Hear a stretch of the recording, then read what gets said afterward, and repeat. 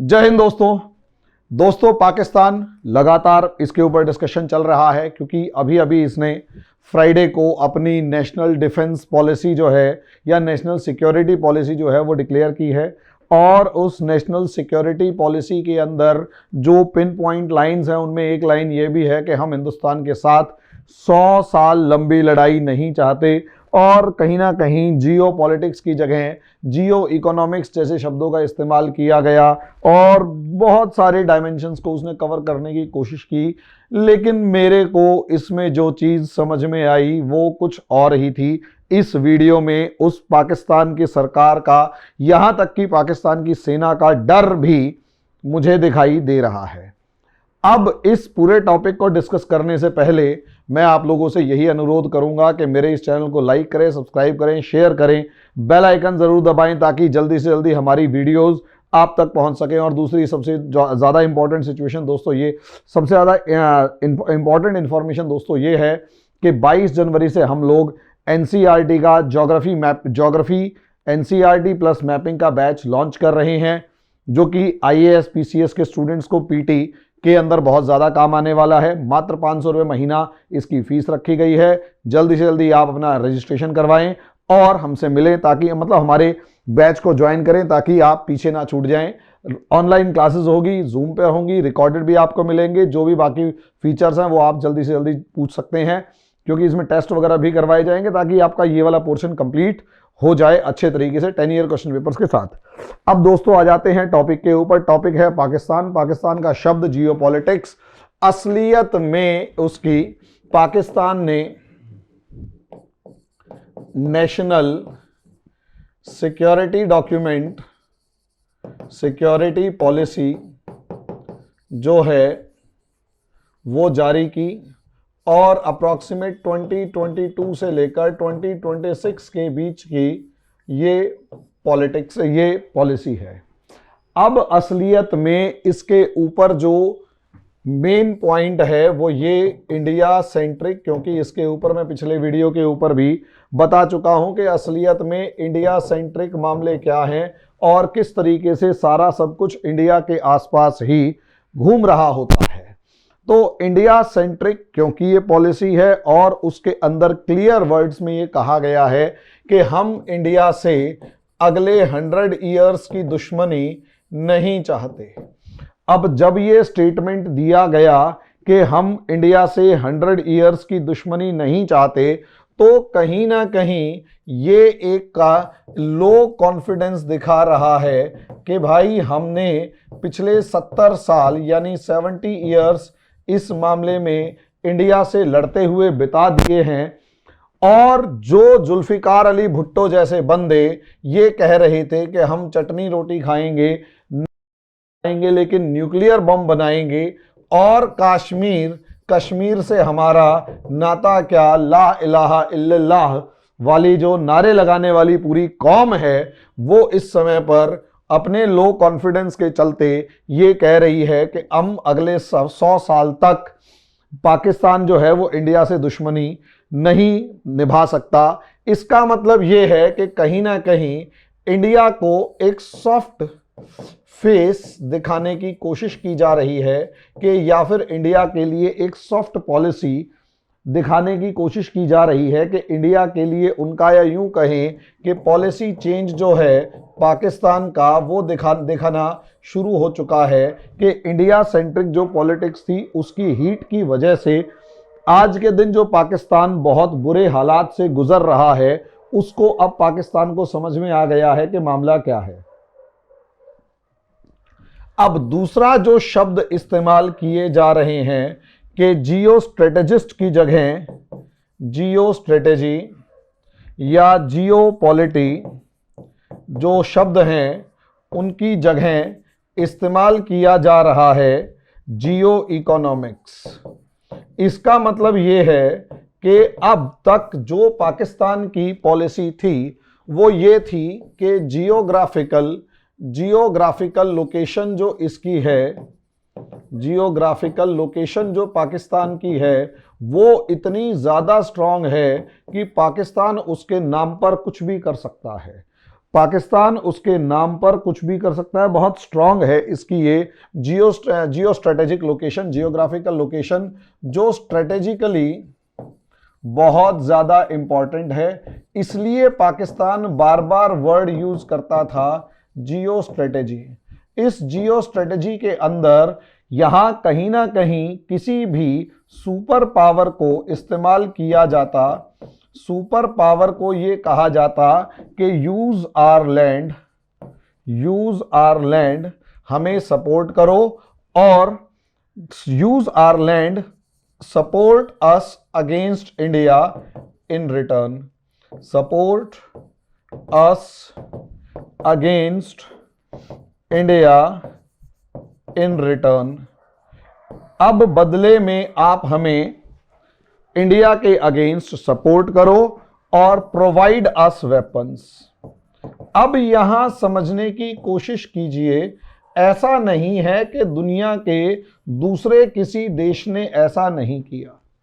अगर आप यहां पर चाइना का एग्जाम्पल देखते हैं तो चाइना को यूएसएसआर के अगेंस्ट यूएसए ने इस्तेमाल किया। और मजे की बात यह है, चाइना यूएसएसआर के अगेंस्ट यूएसए से जाकर मिल लिया, और कहीं ना कहीं यूएसएसआर को डुबोने में चाइना का जो इंपॉर्टेंट रोल था वो सबको मालूम है। लेकिन अगर आप देखेंगे, चाइना ने यूएसए से सपोर्ट के बदले में, सपोर्ट के साथ में अपना मिडिल क्लास मार्केट, प्लस अगर आप देखेंगे तो चीप लेबर का एक लालच दिया, और साथ में टेक्नोलॉजी ट्रांसफर की स्ट्रेटेजी अपनाई कि भाई सबसे बड़ी बात यह है कि पाकिस्तान मतलब चाइना को आप किसी ना किसी तरीके से टेक्नोलॉजी ट्रांसफर करेंगे ताकि चाइना का अपलिफ्टमेंट हो। यानी इस्तेमाल चाइना ने भी अपने आप को होने दिया, लेकिन आज के दिन चाइना ने जो स्ट्रेटेजी अपनाई वो अपने आप को इकोनॉमिक सुपर पावर बनाने में कामयाब हो गया, इकोनॉमिक सुपर पावर बनाने में कामयाब हो गया। लेकिन जो पाकिस्तान की जियो स्ट्रेटेजिक लोकेशन की इंपॉर्टेंस थी वो जब तक बनी रही तो सुपर पावर्स इसे इस्तेमाल करते रहे, लेकिन पाकिस्तान ने इसका इस्तेमाल खुद के इकोनॉमिक डेवलपमेंट के नाम पर नहीं लिया, बल्कि इसने इन्हीं सुपर पावर्स के से जो वेपन्स यूज किए उनका इस्तेमाल रेडिकलिज्म को बढ़ाने के लिए किया। अब रेडिकलिज्म वो बढ़ चुका है, और वो इतना ज्यादा बढ़ चुका है कि कुछ कहने की हद नहीं। अब उसी के ऊपर थोड़ा सा डिस्कस करते हैं। अगर आप यहां पर देखेंगे तो पाकिस्तान ने अपने अंदर रेडिकलिज्म यानी कट्टरवाद को बढ़ाया, और रेडिकलिज्म शुरू किया on the name of religion. अब जब धर्म के नाम पर इसने अपना कट्टरवाद बढ़ाया तो उसका आउटकम क्या हुआ? देखो बच्चों, असलियत में रेडिकलिज्म जो होता है वो एक विनम यानी कि एक जहर है। रेडिकलिज्म जो है वो एक विनम है, वो एक जहर है जो शुरू में तो हल्का नशा करता है, लेकिन समय के साथ जैसे जैसे इसका असर बढ़ता जाता है ये एक तरीके की ऑटो इम्यून डिजीज डेवलप करता है। और इस ऑटो इम्यून डिजीज के अंदर क्या होता है कि इंसान अपने आप को देश का रक्षक समझने लगता है, और अपने ही भाई बंधुओं को जो उसके विचारों से विरोध में होते हैं उनको अपना धुर विरोधी या देश का दुश्मन समझने लगता है, और उसके खिलाफ आवाज उठाकर उसे मारना शुरू कर देता है। यह फिलॉसफी इंडिया के रेडिकलिस्ट पर भी इस्तेमाल होती है। यही फिलॉसफी पाकिस्तान में आज के दिन एक्सट्रीम लेवल पर है, इंडिया में स्टार्टिंग लेवल पर है जरूर। लेकिन इससे क्या होता है, ऑटो इम्यून डिजीज से कहीं ना कहीं जो सिविलियंस होते हैं, सिविलियन ग्रुप्स जो होते हैं, वो ही एक दूसरे के दुश्मन बनते चले जाते हैं। Became anti against each other, एक दूसरे के विरोधी होना शुरू हो जाते हैं। और जब ये लोग एक दूसरे के विरोधी होना शुरू हो जाते हैं तो कहीं ना कहीं सोशियो रिलीजियस और रीजनल कॉन्फ्लिक्ट्स बढ़ना शुरू कर देते हैं। और जब सोशियो रिलीजियस और रीजनल कॉन्फ्लिक्ट्स बढ़ते हैं तो वो असलियत में एक ग्राउंड होता है, ग्राउंड फॉर सिविल वॉर। लेकिन अभी ये सिविल वॉर शुरू नहीं होती है। असलियत में सोचकर देखिए, लोगों के अंदर कट्टरता बढ़ाई, जो किसी भी नाम पर हो सकती है, धर्म के नाम पर खासकर, लेकिन लोगों की सोच जो है वो कट्टर हो चुकी है। यानी लोग एक्सट्रीम लेवल पर जाकर इस लेवल पर सोचते हैं कि दूसरे वाला हमारा दुश्मन है। जब वो एक्सट्रीम सोच की तरफ बढ़ जाते हैं तो असलियत में रेडिकलिज्म बढ़ा on the name of religion. तो इस on the name of religion के अंदर इन्होंने किल्ड माइनॉरिटी। असलियत में इन्होंने माइनॉरिटी यानी कि जो अल्पसंख्यक समूह थे, हिंदू, सिख, क्रिश्चियन, इन सबको मार डाला। और यहां अगर आप देखेंगे तो ब्लास्फेमी लॉ जो है, ब्लास्फेमी लॉ और कहीं ना कहीं साथ में जो सिविल एक्ट्स हैं जिसमें मैरिज तक को परमिशन नहीं दी जाती, माइनॉरिटी की मैरिज तक को परमिशन नहीं दी जाती, वो लगातार बढ़ती चली गई। पता लगा माइनॉरिटी खत्म हो गई। अब किसी भी सोसाइटी में ये पहला फेज होगा जब वो अपनी माइनॉरिटी को खत्म कर देंगे लोग मार काट कर। लेकिन उसके बाद कहीं ना कहीं सेक्शनल कॉन्फ्लिक्ट शुरू हो जाते हैं। सेक्शनल कॉन्फ्लिक्ट शुरू हो जाते हैं। जैसे अगर आप देखेंगे तो शिया वर्सेस सुन्नी यहां पाकिस्तान में शुरू हो गए, अहमदिया मामला शुरू हो गया। और उसके बाद अगर आप देखेंगे तो बलोच हो गए या पख्तून हो गए उनको। और आजकल तो सिंधी जो हैं उन लोगों के अगेंस्ट भी लड़ाई शुरू हो चुकी है। और सबसे बड़ी बात, बरेलवी बनाम देवबंदी, इनका भी लॉजिक शुरू हो चुका है। अब आप सोचकर देखिए, अगर सुन्नी ये दावा करें कि काफिर शिया काफिर और शिया जो हैं वो वाजिब उल कत्ल हैं, यानी इन्हें आप काट सकते हैं। इसके बाद अहमदियाओं को तो बिल्कुल मुसलमान मानने से मना कर दिया, बलोचों को गद्दार सिद्ध कर दिया, पख्तूनों को बेवकूफ गद्दार सिद्ध किया और सिंधी को चालाक इंसान प्रूव कर दिया कि सिंधी चालाक बनिया होता है, ये बेईमान है, इसको हमेशा दबा के रखो या इसके अगेंस्ट रहो। अब ऐसी सिचुएशन में बरेलवी और देवबंदी भी कम नहीं है, ये भी लगातार अपना दबदबा बढ़ा रहे हैं। अब आप सोचकर देखिए, एक तरफ तो सोशियो रिलीजियस रीजनल कॉन्फ्लिक्ट्स हैं और उनका यही पार्ट सेकेंड फेज में आ चुका है और यहीं से ग्राउंड फॉर सिविल वॉर। लेकिन मैंने अभी कहा कि असलियत में ये ग्राउंड फॉर सिविल वॉर है, यहां से सिविल वॉर शुरू नहीं होता। कभी भी समझ लीजिए, असलियत में किसी भी सोसाइटी में हमेशा एक डिस्कंटेंट, एक प्रकार की नाराजगी, एक विरोध, विद्रोह हमेशा बना रहेगा। किसी भी समाज में, किसी भी सोसाइटी में एक तरीके का विरोध, एक तरीके का विद्रोह हमेशा बना रहता है, एक नाराजगी हमेशा बनी रहती है। अब उस नाराजगी को एक रीजन यानी एक कारण से जोड़ा जाता है और वो रीजन जो है वो रिलीजन भी हो सकता है, जहां एक इंसान धर्म के सिपाही के रूप में अपने आप को प्रोजेक्ट करने लग जाता है। वही इंसान रिलीजन की जगह जो है वो रीजन यानी क्षेत्र, लैंग्वेज यानी भाषा, क्लैन यानी कि अपना कबीला, या और भी कोई भी एनी अदर, और भी कोई भी अपना कारण वो इंसान गिन सकता है। अपना कोई भी कारण वो इंसान गिन सकता है। इसे समझिए आप, अगर वो इंसान अपना कारण गिन सकता है, अपना कारण ढूंढ सकता है अपनी नाराजगी के लिए, तो कहीं ना कहीं वो नाराज है, उसे रीजन पता है। यहां पर रोल होता है दोस्तों पॉलिटिक्स का, कि उस देश की राजनीति किस तरीके से चल रही है। जरूरी नहीं है इसे पाकिस्तान की फॉर्म में ही देखा जाए, आप इसी पूरे फ्लो चार्ट को इंडिया के कंटेक्स्ट में भी देखें कि इंडिया या इंडियंस कहां खड़े हैं।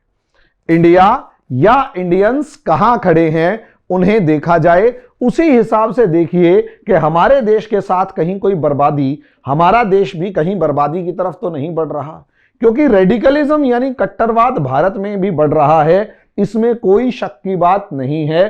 धर्म संसद हुई या फिर संसद में बैठा हुआ नेता ओवैसी जैसा हुआ, दोनों के दोनों कट्टर बातें कर रहे हैं, दोनों के दोनों जहर उगलने वाली बातें कर रहे हैं। हमारा देश भी समस्याओं की तरफ गुजर रहा है।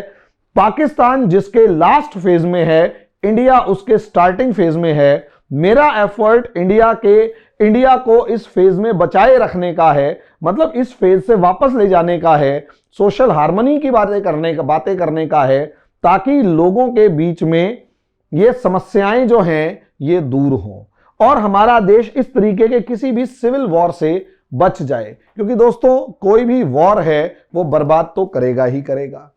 अब यहां रोल, जब आपके यहां एक तरीके का जहर घुलना शुरू हो जाता है, तो यहां पर पॉलिटिक्स का रोल इंपॉर्टेंट होता है। अगर यहां पर पॉलिटिक्स जो है वो विजनरी अगर रहेगी, पॉलिटिक्स अगर विजनरी रहेगी, यानी कि कहीं ना कहीं उसका दृष्टिकोण जबरदस्त रहेगा और वो इन चीजों को समझने या हैंडल करने का दावा करती होगी, तो वो सेक्युलरिज्म जैसी कोई भी फिलॉसफी, सेक्युलरिज्म, सर्वधर्म संभाव या फिर धर्मनिरपेक्षता या सर्वधर्म संभाव जैसी कोई भी फिलॉसफी आगे बढ़ाएगी, लोगों को बताएगी कि हमारा देश इस लेवल पर यहां से इस तरीके से चलना चाहिए था या चलना चाहिए। और क्योंकि वो दावा करती है और वो राजनीति स्ट्रांग होती है, तो कहीं ना कहीं कॉमन मासेस जो हैं, यानी आम आदमी जो है, वो इस तरीके के डिसकंटेंट को दबा देता है या उससे इग्नोर करके इस फिलॉसफी की तरफ बढ़ने लग जाता है। आम आदमी ऐसा ही होता है, उसे नेता, उसे लीडर की हमेशा जरूरत बनी रहती है, उसे नेता की, उसे लीडर की हमेशा जरूरत बनी रहती है, ये याद रखना। अब पाकिस्तान के साथ पॉलिटिकल प्रॉब्लम क्या है? पाकिस्तान की जो पॉलिटिक्स है, अगर आप इसे देखेंगे तो वो कभी भी स्टेबल तो रही नहीं है। असलियत में पॉलिटिक्स ऑफ पाकिस्तान अगर देखा जाए तो यहां पर पॉलिटिक्स ऑफ पाकिस्तान अगर आप देखेंगे तो शॉर्ट में एक तरफ देखेंगे कि यहां पर कंफ्यूजन इस चीज की है कि वो डेमोक्रेसी में रहें, वो लोकतंत्र में रहें, या वो डिक्टेटरशिप में रहें, या वो डिक्टेटरशिप में रहें।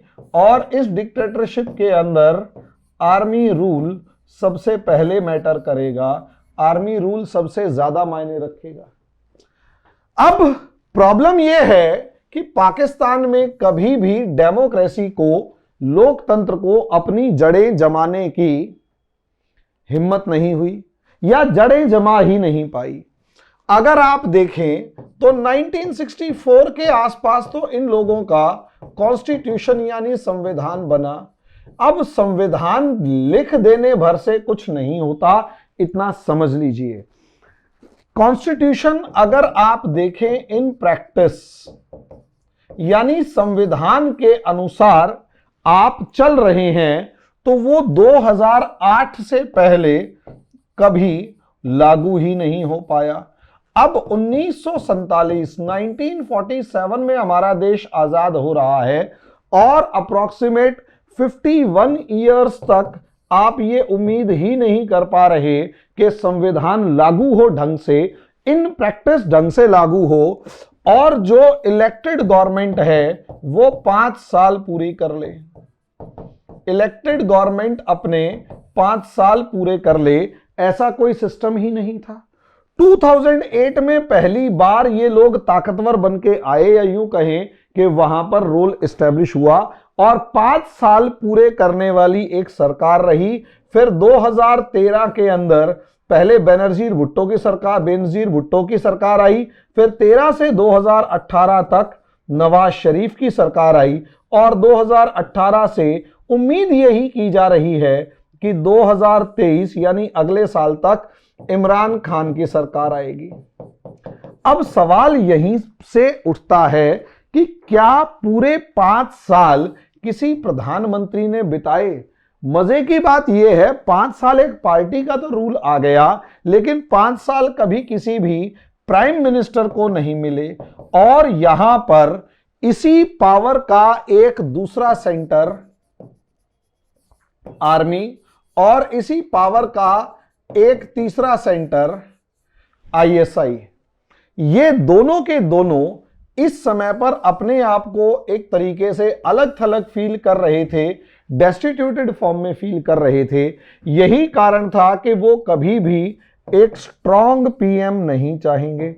अब क्योंकि एक स्ट्रॉन्ग पीएम नहीं चाहेंगे तो इसलिए हर कोशिश की जाएगी कि कोई भी स्ट्रॉन्ग पीएम है उसके ऊपर एलिगेशन लगाएंगे और आरोप लगा के उस प्राइम मिनिस्टर को किसी भी तरीके से देश से बाहर भगा दिया जाएगा। चाहे 2008 वाले प्रधानमंत्री हो जाएं, चाहे नवाज शरीफ हो जाएं, और उसके बाद खाकान अब्बासी टाइप के कौन कौन से प्रधानमंत्री आए पता नहीं। इमरान खान के मामले में भी अगर आप देखें तो इमरान खान के मामले में भी इमरान खान प्रधानमंत्री इसलिए बन पाए क्योंकि इससे पहले इन्हें पॉलिटिक्स का किसी भी तरीके का कोई तजर्बा नहीं था। और मजे की बात यह कि इमरान खान और आर्मी के बीच की टसल तब नजर आ जाती है खुले तौर पर जब आईएसआई चीफ की बात की जाए और फैज हमीद जो अपने आप में इमरान खान के फेवरेट थे, उनको हटाकर आर्मी बिना इमरान खान की इजाजत के नदीम अंजुम को प्रधानमंत्री बनाने की बात करती है। नदीम अंजुम को प्रधानमंत्री बनाने की आईएसआई चीफ बनाने की बात करती है। हालांकि ट्रेडिशन या प्रोटोकॉल यह है कि आईएसआई के चीफ की डिक्लेरेशन प्रधानमंत्री के ऑफिस से होती है, लेकिन आईएसआई चीफ को हटाने की बात आर्मी चीफ ने या आर्मी के ऑफिस से डिक्लेयर हो गया कि नदीम अंजुम जो हैं वो नए आईएसआई चीफ हैं, और इमरान खान जो हैं उन्होंने साफ स्पष्ट शब्दों में मना कर दिया कि भाई मैं तुम्हारे इस बंदे को आईएसआई चीफ प्रेजेंट नहीं करूंगा, बल्कि फैज हमीद को बनाए रखा जाएगा ताकि कमर जावेद बाजवा के बाद फैज हमीद जो हैं वो आर्मी जनरल बन जाएं। अब यहां पर सोचकर देखिए, एक तरफ तो इधर पावर टसल चल रहा है, लोगों के बीच में गुस्सा है, डिसकंटेंट है, और एक ग्राउंड बना हुआ है कि किसी भी समय पर कोई भी चिंगारी फड़के या भड़के और पूरे देश के अंदर आग लग जाए, पूरे देश में आग लग जाए। लेकिन यहां पर ये जो पावर्स हैं, ये आपस में दो पावर सेंटर्स आपस में एक दूसरे के साथ भिड़ रहे हैं। अब प्रॉब्लम यहां पर आर्मी चीफ को भी देखेंगे तो आर्मी चीफ को अगर आप यहां पर देखते हैं तो आर्मी चीफ जो हैं वो कमर जावेद बाजवा जो हैं, क्यों के से है क्यों से होगा, कमर जावेद बाजवा असलियत में जियो इकोनॉमिक्स की बात जो है वो ये भी कर चुके हैं कि असलियत में जियो स्ट्रेटेजी की जगह अब हमें जियो इकोनॉमिक्स की तरफ देखना चाहिए ताकि पाकिस्तान के हालात सुधर जाएं। अब दूसरी तरफ अगर आप इमरान खान के सिक्योरिटी डॉक्यूमेंट को भी देखते हो तो यहां पर भी बंदा जियो इकोनॉमिक्स की बात कर रहा है। लेकिन समस्या समझिए, हम इस पूरी टर्म उसके अंदर कहीं ना कहीं रिलीजियस और रेडिकल एलिमेंट्स जो हैं उनको इग्नोर नहीं कर सकते। असलियत में समझिए, आर्मी चलो जियो इकोनॉमिक्स की बात कर रही है और इमरान खान जियो इकोनॉमिक्स की बात कर रहा है, लेकिन जैसे ही आप कॉमन मासेस की तरफ जाएंगे, कॉमन मासेस आम आदमी जो है वो हमेशा कंफ्यूज रहता है कि एक तरफ उसको इकोनॉमी की बात होती है, यानी इकोनॉमिक डेवलपमेंट चाहिए कि वो खुशहाल हो, उसकी जेब में पैसा आए, लेकिन दूसरी तरफ उसी आदमी को कहीं ना कहीं कंफ्यूज करने के लिए रिलीजन की तरफ जोड़ने वाले लोग भी हमेशा मौजूद होते हैं। इतना समझ लीजिए दोस्तों, असलियत में यहां आम आदमी इसीलिए, और आम आदमी पावर का और रिलीजियस एलिमेंट्स दोनों का टारगेट होता है। आम आदमी को आप कहोगे धर्म बड़ा है तो वो धर्म की तरफ भागना शुरू कर देगा, और अगर आप कहोगे इकोनॉमी बड़ी है तो वो इकोनॉमी की तरफ भागना शुरू कर देगा। आम आदमी का नेचर होता है। अगर उसको ये दिखाया जाएगा आप तरक्की करो, मेहनत करो, पैसा कमाओ, आगे बढ़ो और आगे बढ़ो और आगे बढ़ो, तो आम आदमी उसी हिसाब से आगे बढ़ना शुरू कर देता है। लेकिन आम आदमी के सामने बार बार ये डिस्कस करो हमें धार्मिक बनना है, हमें धर्म को आगे बढ़ाना है, हमें धर्म की रक्षा करनी है, हमें धार्मिक बनना है, धर्म धर्म धर्म धर्म धर्म, आम आदमी भी कहेगा धर्म धर्म धर्म धर्म धर्म, भाड़ में गई इकोनॉमी, मेरे बच्चे भूखे मरते हैं मरे, मुझे स्वर्ग और जन्नत चाहिए, 72 हूरे चाहिए, और उनके कपड़े उतार के भी जो इमेजिनेशन करवाने वाले धार्मिक नेता होते हैं, चाहे मौलाना हुए चाहे कोई भी हुए, जब ये मतलब है ना हूरों के भी कपड़े उतरवा के दिखा देते, इमेजिन करवा देते हैं ना, तो वो बड़े खतरनाक लोग होते हैं। अब ये कॉमन मैन असलियत में मटीरियल है इस रिलीजियस रेडिकल एलिमेंट का।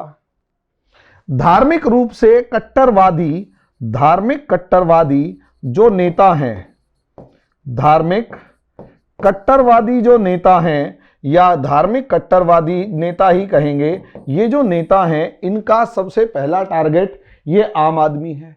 अब सरकार जो जियो इकोनॉमिक्स की बात कर रही है, उस जियो इकोनॉमिक्स का पहला टारगेट ये आम आदमी होना चाहिए। जियो इकोनॉमिक्स का पहला टारगेट ये आम आदमी होना चाहिए, लेकिन असलियत में इस आम आदमी के ऊपर इमरान खान से ज्यादा बड़ा इंफ्लुएंस असलियत में मौलाना साद रिजवी जैसे, ये दाद है वैसे तो किसी भी सोसाइटी में ये आदमी दाद होगा, मौलाना साद रिजवी जैसे लोग जो हैं, इन्होंने कॉमन मासेस यानी आम आदमी के ऊपर ऐसी पकड़ बना रखी है कि फ्रेंच डिप्लोमेट के नाम पर असलियत में कि फ्रांस के डिप्लोमेट्स को भगाओ, लाहौर इस्लामाबाद से लेकर कराची जैसे शहरों को भी जकड़ के बिठा दिया कि ये लोग कभी भी बाहर नहीं जाएंगे जब तक कि आप हमारी बात नहीं मानते। अब यहां पर यानी कि सरकार अगर जियो इकोनॉमिक्स को चेंज करना भी चाहे तो सरकार जियो इकोनॉमिक्स के लिए जिन लोगों को समझाएगी, क्या उन लोगों के ऊपर से ये मौलाना साद से लेकर मौलाना फजलुर रहमान से लेकर और दूसरे बड़े बहुत सारे मौलाना इस्लाम के नाम पर, इस्लाम तो बहुत ही पवित्र धर्म होगा, इस्लाम के नाम पर जिस तरीके से भड़का रहे हैं वो उनको कैसे निपटा जाएगा, इसका इनके पास किसी के पास भी जवाब नहीं है, क्योंकि इन नेताओं का आम आदमी पर इतना दबदबा या दबाव या प्रभाव नहीं है जितना कि मौलाना साद जैसे नेताओं का है, जिसकी एक आवाज के ऊपर लाहौर से लेकर इस्लामाबाद से लेकर पेशावर से लेकर मुल्तान से लेकर और नीचे कराची तक के सारे शहर जो हैं वो ठप पड़ जाते हैं। और जब वो सारे शहर ठप पड़ते हैं तो इसका अगला असर क्या होगा दोस्तों? इसका अगला असर होगा कि आप सोचकर देखिए कि अगर कोई भी सरकार इकोनॉमिक रिफॉर्म करना चाहेगी, आर्थिक सुधार करना चाहेगी, तो वो आर्थिक सुधार आगे बढ़ ही नहीं पाएंगे। नतीजा बहुत बुरा होगा, नतीजा बहुत बुरा होगा। अब यहां पर हम एक चीज और देख लें। जब बात जियो स्ट्रेटजी की आती है, जियो का मतलब अगर आ जाता है तो वो कहीं ना कहीं वर्ल्ड के नाम पर है। तो सवाल यह है कि पाकिस्तान कह रहा है कि हमें जियो इकोनॉमिक्स की बात करनी चाहिए। पाकिस्तान कह रहा है कि हमें जियो इकोनॉमिक्स की बात करनी चाहिए।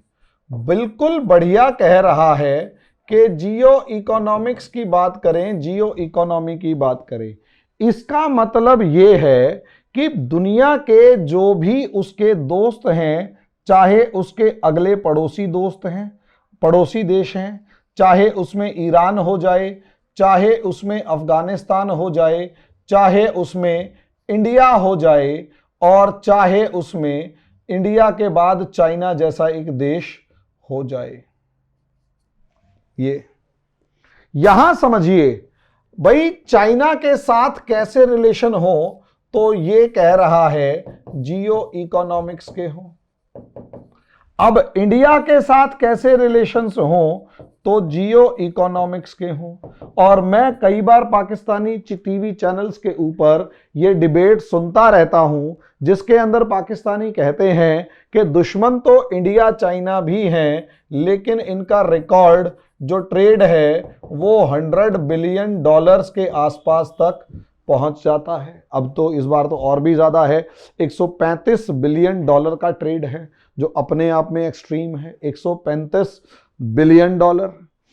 इसी तरीके से अगर यहां आप देखें तो अफगानिस्तान के अंदर भी इनकी जो भी पॉलिसी हो वो जियो स्ट्रेटेजिक की जगह जियो इकोनॉमिक्स की हो। और ईरान से लेकर सऊदी अरेबिया से लेकर पूरे अरब वर्ल्ड से लेकर दुनिया के जो भी देश हैं, वहां पर जियो इकोनॉमी को ध्यान में रखते हुए पाकिस्तान आगे बढ़े। लेकिन मैं यहां थोड़ा सा इस पाकिस्तान का एनालिसिस कर लेता हूं कि क्या पाकिस्तान जो जियो इकोनॉमिक्स की बात कर रहा है, तो क्या वो जियो इकोनॉमिक्स के अकॉर्डिंग पाकिस्तान को चलना आसान होगा, या सिर्फ और सिर्फ ये जो भी है ये दिखावा है, बड़ी बड़ी बातें हैं। और जैसे कि मेरे जो फेवरेट जैसे कहें कि जो स्ट्रेटेजिस्ट हैं मेजर गौरव आर्य, वो ये कहते हैं कि चूरन खिलाते हैं ये लोग। तो क्या चूरन खिला रहे हैं कुछ भी? देखिए, मेरा पढ़ाने का जो लेवल है, मैं एक टीचर हूं, वो एक एनालिस्ट हैं और आर्मी पर्सनल हैं। टीचर का पढ़ाने का तरीका टीचर वाला होगा, वो एनालिस्ट हैं वो एक अलग ही लेवल का होता है, उनका बहुत ही हाई, एक अलग ही डिफरेंट ओपिनियन होता है। मैं टीचर की तरह पढ़ाता हूं जिसका एक ऑब्जेक्टिव है कि हमारे एग्जाम्स में आईआर अगर पूछा जाए तो आप लोगों के पास इस अलग अलग डायमेंशंस को कवर करने का तरीका हो, ठीक है। और वो फिर ऑब्वियस सी बात है, वो स्पेशलिस्ट उसी चीज के हैं। तो भाई सीधी, और मुझे इसलिए वो बहुत पसंद भी है, उनका एक अपना जो ओपिनियन रहता है काफी ज्यादा अच्छा है, और बड़ी मजबूती के साथ भारत के पक्ष को अलग अलग प्लेटफॉर्म्स पे वो रखते हैं, इसमें कोई दो राय नहीं है। अब आ जाते हैं दोस्तों यहां पर पाकिस्तान के मामले में। अब यहां आप सोचकर देखिए दोस्तों, अब यहां आप सोचकर देखिए कि आप असलियत में जब बड़े बड़े शब्द इस्तेमाल कर रहे हैं और जियो इकोनॉमी की बात कर रहे हैं, इसका मतलब यह है कि आप एक इकोनॉमिक क्राइसिस से गुजर रहे हैं।